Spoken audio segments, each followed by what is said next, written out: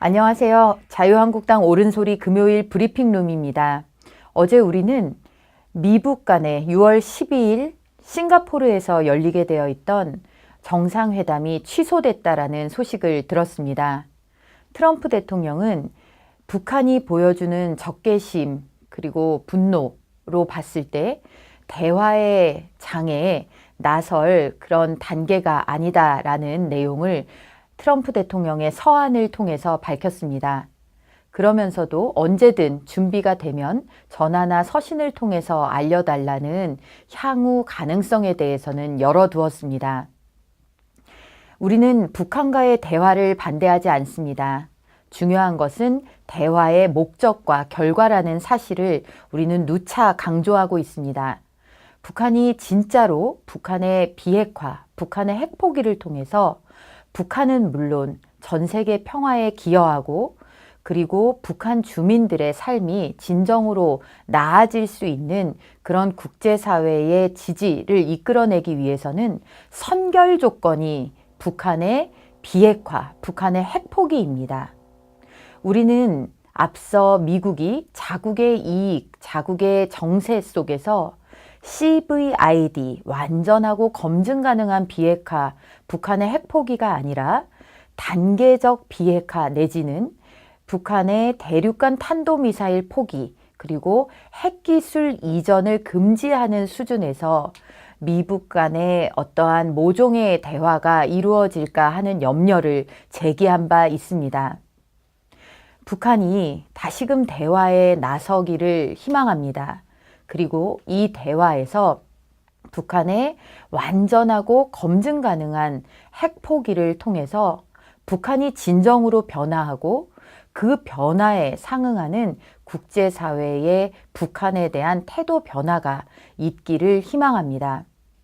이러한 진정성 있는 그리고 검증 가능한 변화 없이 우리의 태세를 내부로부터 허물고 그리고 선제적으로 대북에 대한 국제사회의 탄탄한 제재를 흐트러뜨릴 수 있는 그런 경제 혹은 안보적 조치들이 따르는 것은 무엇보다도 대한민국의 운명에 위험할 것입니다. 앞으로 더욱 진정성 있고 진전된 대화가 이루어질 수 있기를, 그래서 진정한 핵없는 평화가 우리 한반도와 그리고 전 세계에 깃들기를 희망합니다.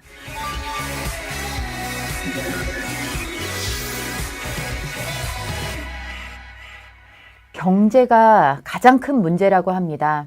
살림살이, 내가 일하는 일터, 우리 가게, 우리 집 가계부 상황이 지금 어떻습니까? 라고 질문을 드려봅니다.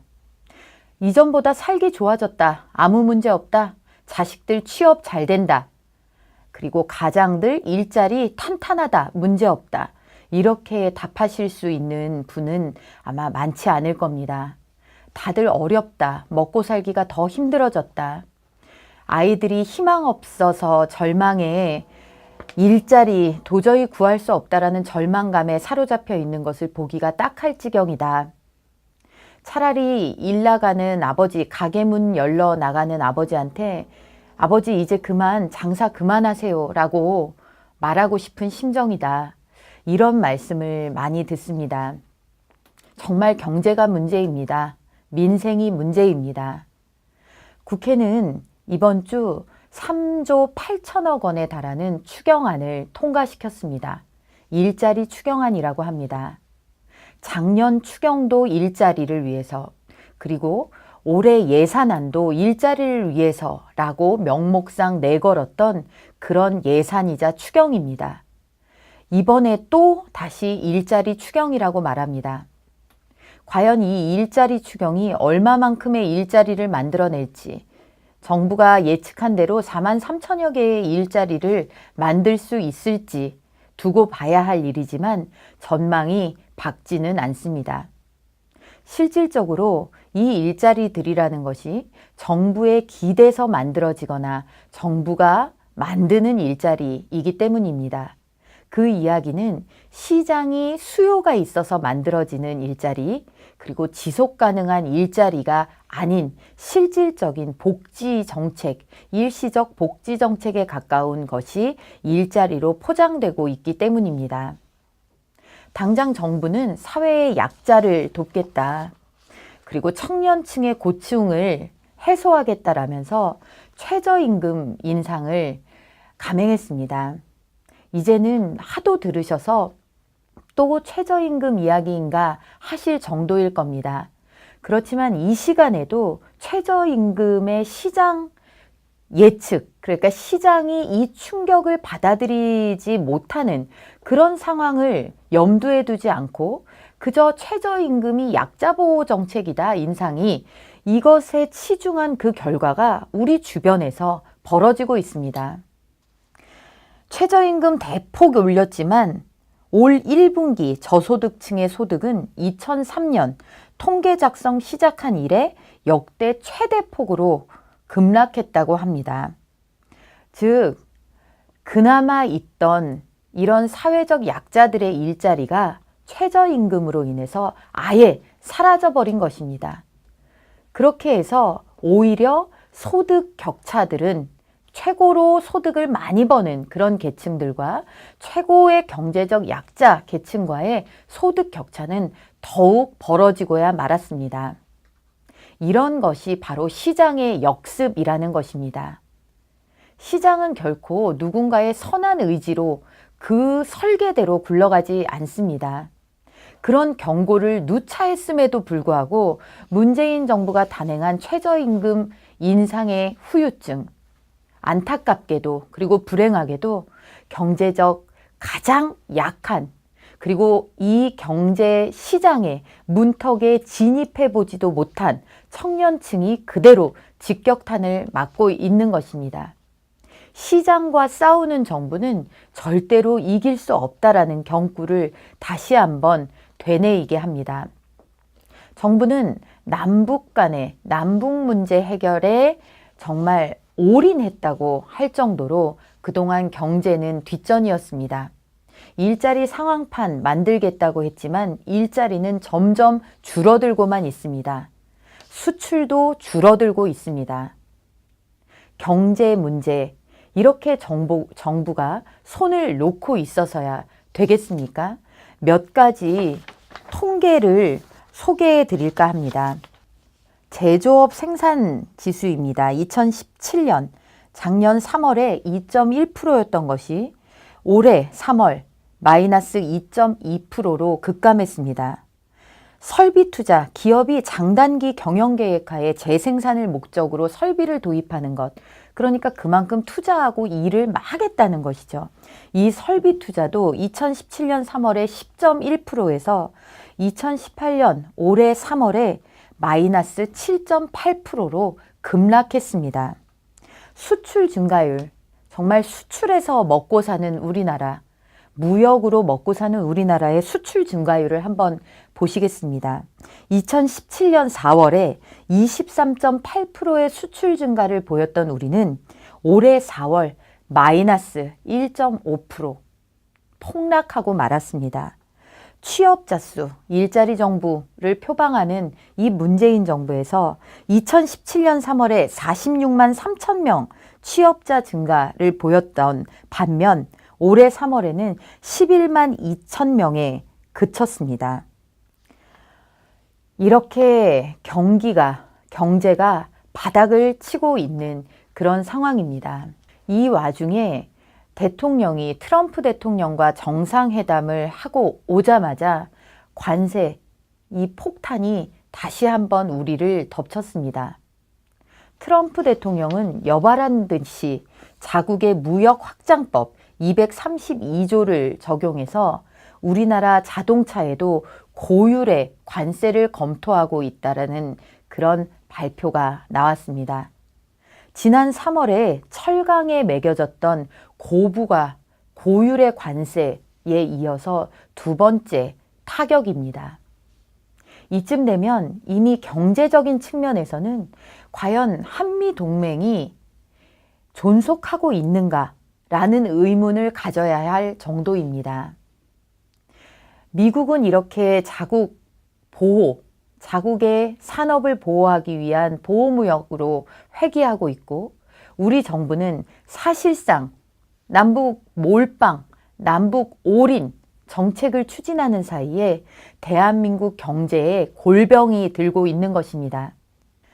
만들고 쌓아 올리기는 어려워도 무너지는 것은 한순간입니다. 우리 경제의 체질이 급격하게 저하되고 있습니다.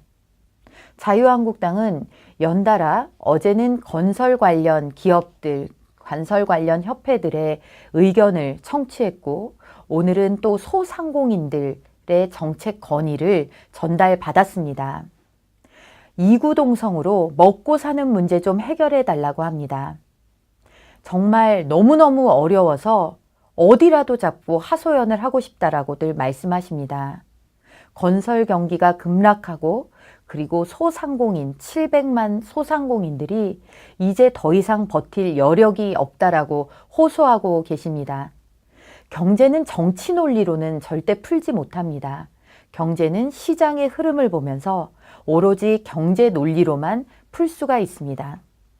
레이건의 경제교사를 자처하는 하이에크는 자본주의, 정말 시장 경제를 포기하면 가장 고통받는 곳은 제3세계부터라고 이야기한 바 있습니다.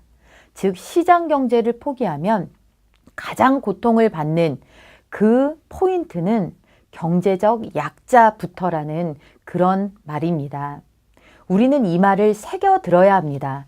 정부는 보통 경제에 개입함에 있어서 강자와 약자의 이분법으로 접근을 합니다.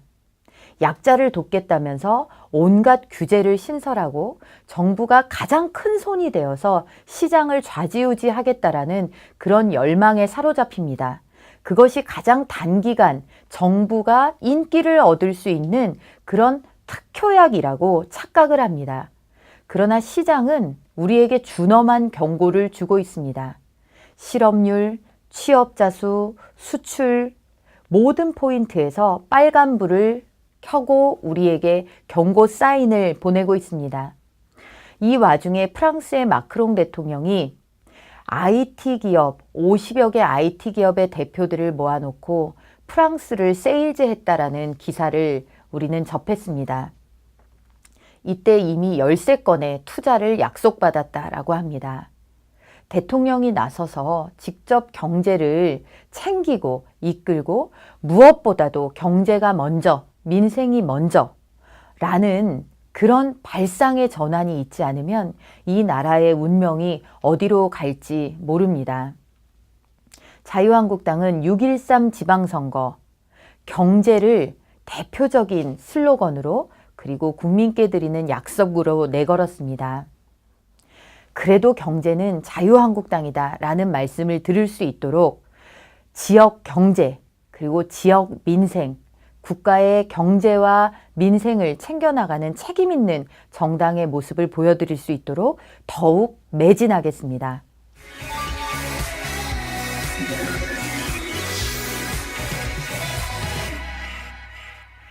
금요일 브리핑룸을 마치면서 태영호 공사 소식을 여러분께 전해드립니다. 자유를 찾아서 그리고 북한의 실상을 우리에게 면밀하게 낱낱이 알려주는 역할을 하고 있는 태영호 공사가 국정원 산하 국가안보전략연구원의 자문위원직을 사임했다고 합니다.